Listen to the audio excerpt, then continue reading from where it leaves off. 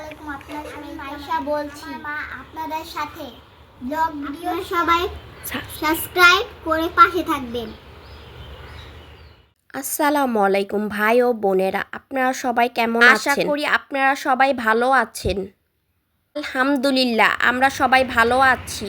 আপনাদের সাথে আজকে প্রথম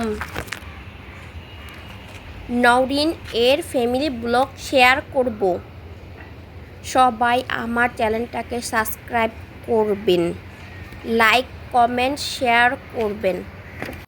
এইখানে সন্ধ্যার পর মেয়েকে খাওয়াতে বসছি, কারণ সে দুপুরবেলা তার দাদিমার কাছে অল্প একটু ভাত খেয়েছিল।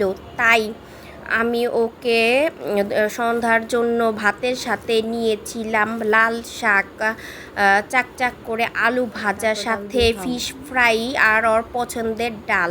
তো ওকে সবসময় খাইয়ে দিতে হয় না, কারণ ও ভাতটাই খেতে পারে না, তাই ওকে ভাতটা খাইয়ে দিচ্ছি।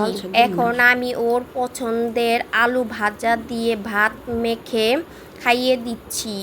ও আলু ভাজা করলে ও অনেক বেশি খুশি হয়।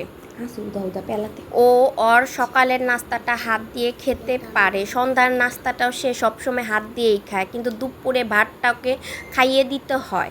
দুপুরে ভাতটাই আমি খাইয়ে দেই, আর রাতে ওর বাবা ওকে খাওয়ায়। আর এখন আমি ওর জন্য ডাল নিয়ে নিচ্ছি। ওর তো ডাল ছাড়া চলেই না, ওর ভাতের সাথে ডাল না হলে ও ভাতই খেতে চায় না।